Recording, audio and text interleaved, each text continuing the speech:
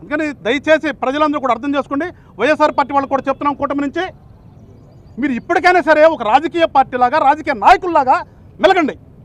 ఒక పని చేసేటప్పుడు నిజంగా ప్రతిపక్ష హోదా కావాలని చెప్పేసి కోర్టు దాకా పోయారు కదా. ప్రతిపక్ష పాత్ర అంటే ఏదైనా కన్స్ట్రక్టివ్గా మేమేమైనా తప్పు చేస్తే చూపించండి వచ్చి, అంతేగాని ఏమీ లేకుండా వచ్చేసి రోడ్డు మీదకి వచ్చేసి ఏదో అరిస్తే ప్రజలు ఏదో మిమ్మల్ని మెచ్చుతారు, ఏదో చెప్పంగానే ఏదో హావభావాలు కొంచెం ఉన్నాయి కాబట్టి, కొంచెం మాట్లాడే చతురత ఉంది కాబట్టి నీ చతురతను నమ్ముతారు అనుకోవటం నీ అవివేకం. రాంబాబు గారు దయచేసి చెప్తున్నాం, మేము అభివృద్ధి కారకులమే, మీకులాగా వినాశకారకులం కాదు. మేము అభివృద్ధి చేస్తున్నాము, చూడండి. ఎక్కడైనా ఇబ్బంది అనిపించినప్పుడు చెప్పండి, దాన్ని ఒక సహేతుకంగా చెప్పండి, మేము స్వీకరిస్తాము, ఆ ముందుకెళ్తాం. కానీ ఇవాళ నీ దగ్గర సలహాలు తీసుకోవాల్సినటువంటి పరిస్థితిలో కూటమిలో నాయకులు లేరు. మాకు అవగాహన ఉంది, ఆలోచన ఉంది, అన్నీ ఉన్నాయి. నీకులాగా అహంకారం లేదు. అహంకారంతో ప్రజావేదికను పగలగొట్టేటువంటి నువ్వు వచ్చి ఇక్కడ మాకేదో అది లేదు ఇది లేదు అని అంటే తప్పు. నీ వయసుకి కరెక్ట్ కాదు. నీ వయసుకు తగ్గట్టుగా మేమేమైనా అనాలంటే కూడా నాకు కూడా బాధ వస్తుంది.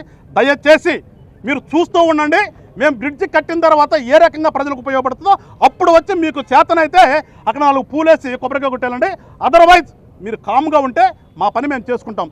లేదు మీరేదో చేయాలనుకుంటే ఖచ్చితంగా మళ్ళా మీకు సంబరాలు చేయాల్సి వస్తుంది. అంతదాకా తెచ్చుకోవద్దని చెప్పేసి హెచ్చరిస్తూ మరొకసారి గుంటూరు ప్రజలందరూ కూడా ఆ పిచ్చాళ్ళ మాటలు నమ్మద్దమ్మా.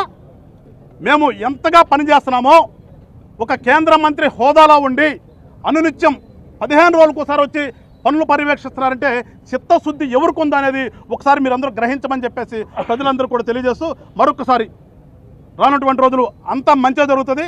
గుంటూరు నగరాన్ని కార్పొరేషన్ అంటే ఏ రకంగా ఉంటుందో ఆ రకంగా తీర్చిదిద్దే పనిలో ఇవాళ మా నాయకులు కానీ అధికారులు కానీ ఉన్నారు.